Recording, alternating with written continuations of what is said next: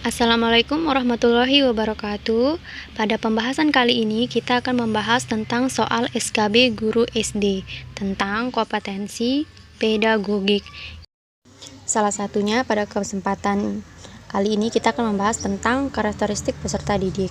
Oke, sebelum kita masuk ke soal-soalnya, saya ingetin dulu kepada teman-teman, jangan lupa like, comment, share, and subscribe ya, biar channel ini bisa terus berkembang dan berbagi informasi mengenai dunia pendidikan.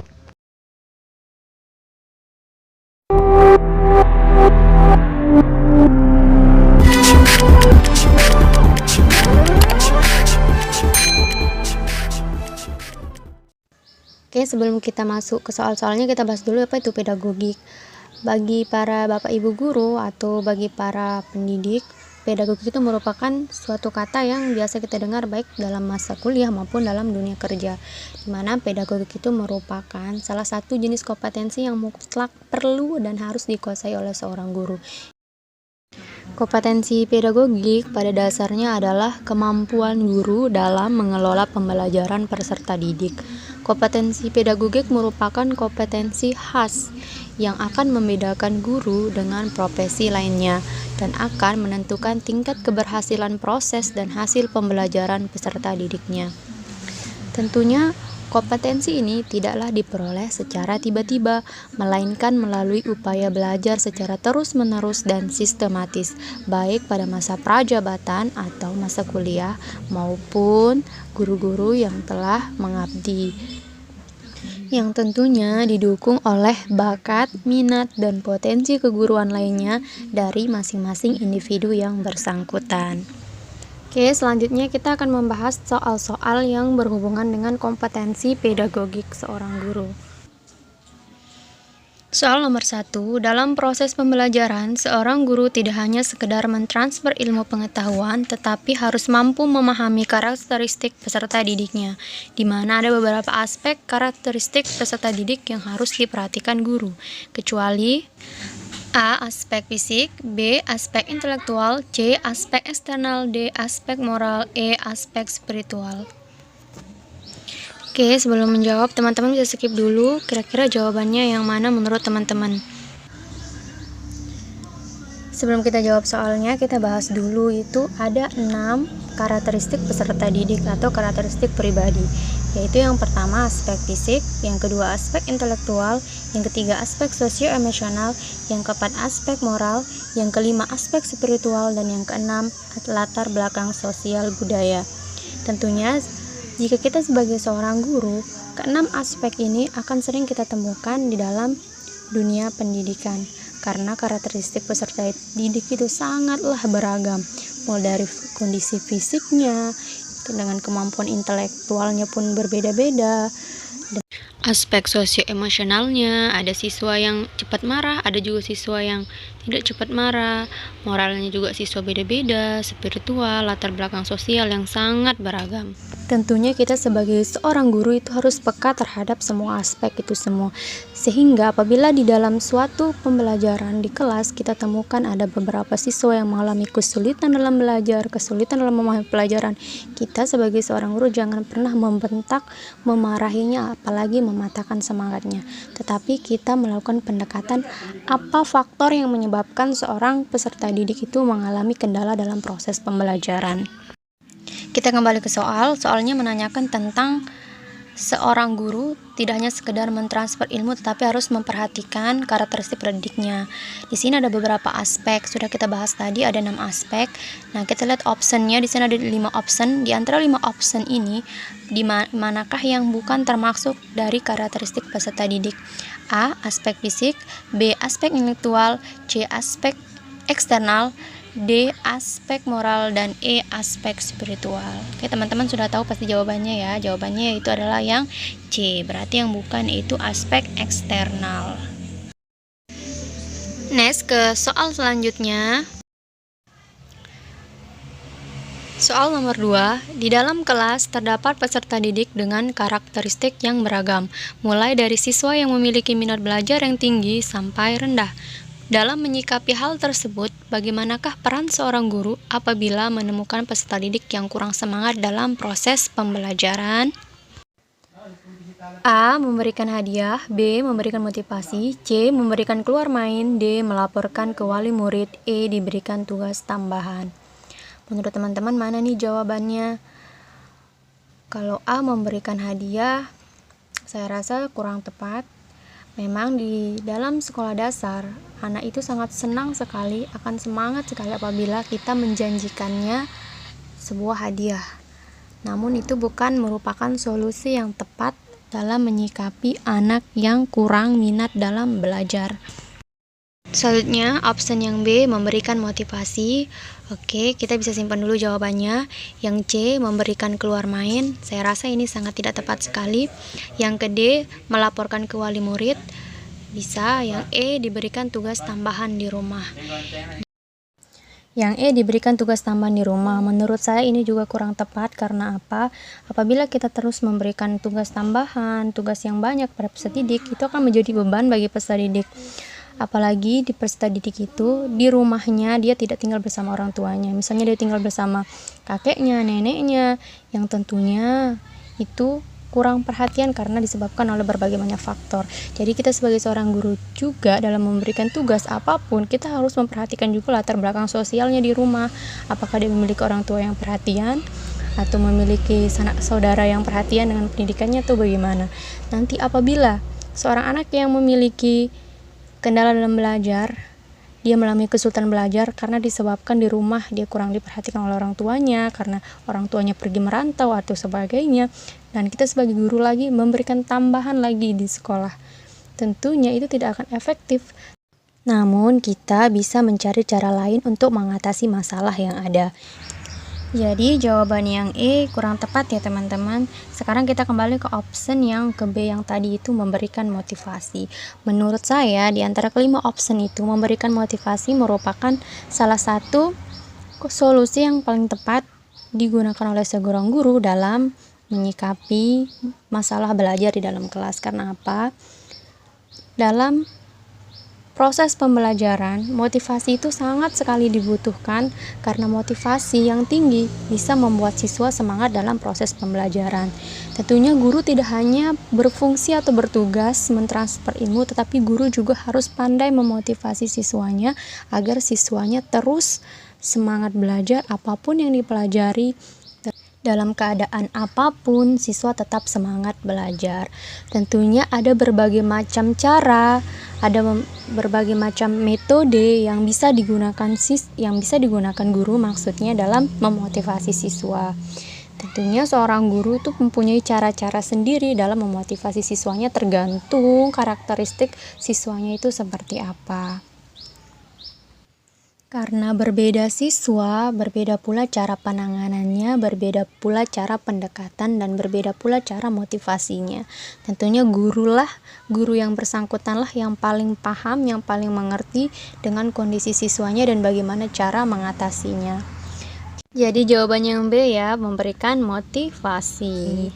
Apabila teman-teman mempunyai jawaban yang lain, teman-teman bisa komen dan kasih pendapatnya di kolom komentar.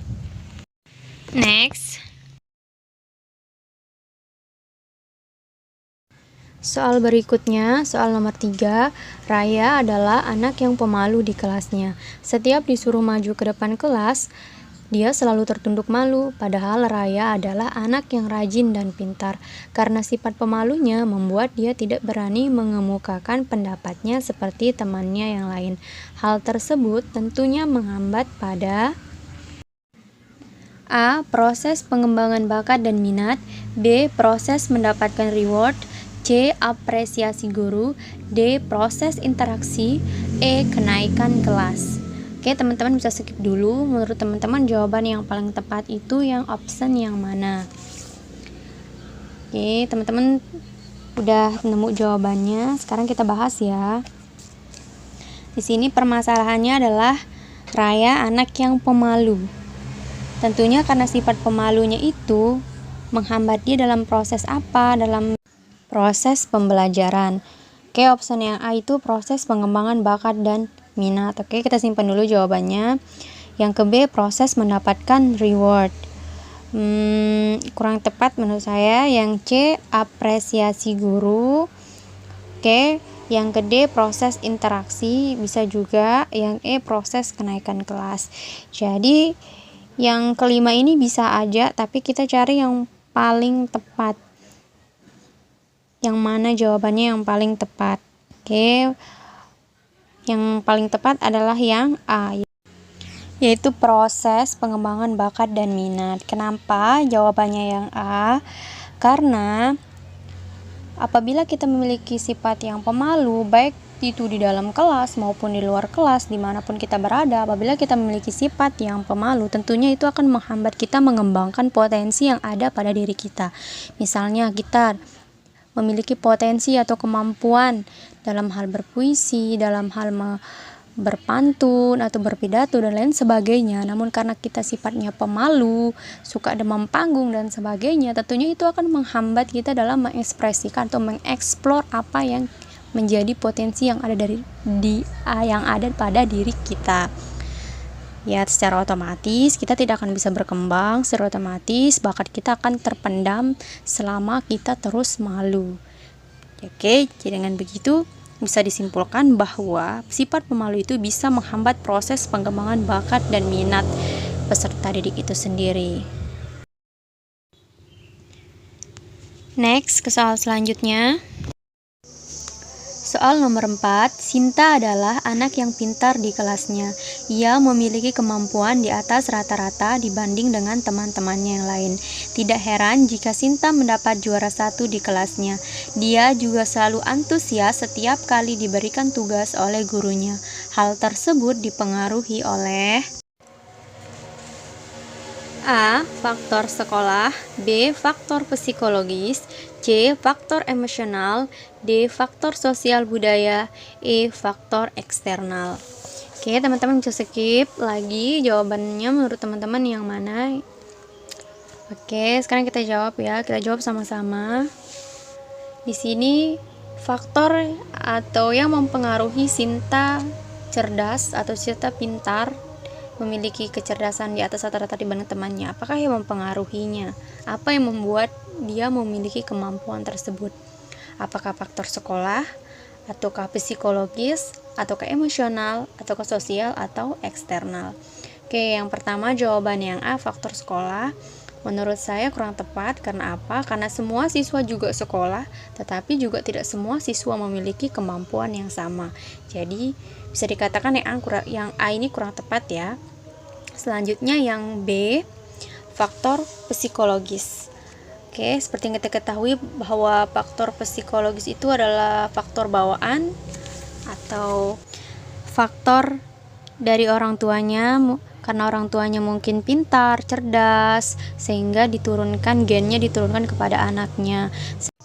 Apalagi didukung dengan anak yang sudah cerdas kepalanya, kemampuannya di atas rata-rata, lagi didukung dengan lingkungan keluarganya, orang tuanya yang sangat perhatian, memperhatikan pelajarannya, maka anak itu tentunya akan kemampuannya semakin mantap, semakin bisa dikatakan terarah. Jadi guru tidak sulit lagi dalam menjelaskan anak yang seperti ini, karena anak sudah pada dasarnya memiliki arahan dari orang tuanya, pelajaran dari orang tuanya, jadi guru tinggal mengembangkannya kemampuan anak yang ini. Jadi dapat disimpulkan jawaban yang paling tepat di antara kelima option ini adalah disebabkan oleh faktor yang B, faktor psikologis. Next. Soal nomor 5, dalam kompetensi pedagogik ada beberapa hal yang wajib diketahui oleh seorang pendidik. Salah satunya yaitu karakteristik peserta didik. Apa yang akan terjadi jika seorang pendidik memberikan tugas tidak sesuai dengan kemampuan peserta didiknya? A. Tidak berjalan efektif, B. Terhambat, C. Tidak mencapai tujuan pembelajaran, D. Tidak terarah, E. Berkesinambungan. Oke, sekarang kita bisa jawab satu-satu dulu. Yang pertama yaitu option yang A, tidak berjalan efektif. Sudah barang tentu pembelajaran yang seperti ini tidak akan berjalan efektif. Karena apa? Sebagai seorang guru, kita juga dalam memberikan tugas, kita juga harus memperhatikan sampai mana kemampuan anak ini. Misalnya kita ngajar di kelas 1, anak ini baru bisa membaca, anak ini baru bisa menulis. Lalu kita berikan tugas yang bisa dikerjakan oleh anak kelas 2. Tentunya anak yang kelas 1 ini tidak akan bisa mengerjakan soal tersebut karena tidak sesuai dengan kemampuannya. Secara otomatis pembelajaran itu tidak akan berjalan efektif. Yang ke B, terhambat. Ya, otomatis itu akan terhambat. Apanya yang terhambat? Ya, proses pembelajaran tidak akan berjalan dengan lancar, tidak sesuai dengan proses pembelajaran. Maka karena itu perlunya sebuah RPP yang harus dibuat oleh seorang guru dalam mengajar. Jadi seorang guru itu mempunyai arah dalam mengajar, mempunyai tujuan dalam mengajar. Yang ke C, tidak mencapai tujuan pembelajaran. Oke, tidak mencapai tujuan pembelajaran, ya bisa dikatakan begitu. Kalau seorang guru hanya sekedar mengajar, tidak mempunyai RPP, hanya sekedar memberikan tugas, secara otomatis tujuan pembelajaran pada materi itu pada semester itu tidak akan tercapai. Yang ke D, tidak terarah. Oke, tidak terarah, benar, juga tidak akan terarah. Yang E, berkesinambungan. Menurut teman-teman berkesinambungan atau enggak yang pembelajaran seperti ini? Menurut saya udah pasti tidak akan berkesinambungan. Kalau sudah terhambat, otomatis tidak akan terjadi kesinambungan pembelajaran. Nah, kita bisa cari manakah jawaban yang paling tepat. A juga bisa, yang B juga bisa, yang C bisa, yang D juga bisa. Sekarang kita cari yang manakah yang paling tepat jawabannya. Jadi ini beda-beda tipis ya pengecohnya. Jadi jawabannya adalah yang C. Oke, teman-teman bisa kasih pendapat atau saran yang lain apabila teman-teman punya jawaban yang lain. Boleh kasih sarannya, kasih pendapatnya. Kita sharing di sini ya, teman-teman. Itulah beberapa soal tentang kompetensi pedagogik yang menyangkut tentang karakteristik peserta didik. Diharapkan bisa membantu teman-teman dalam persiapan belajar SKB yang akan datang. Semoga apa yang dicita-citakan terkabul tahun ini. Amin ya robbal alamin.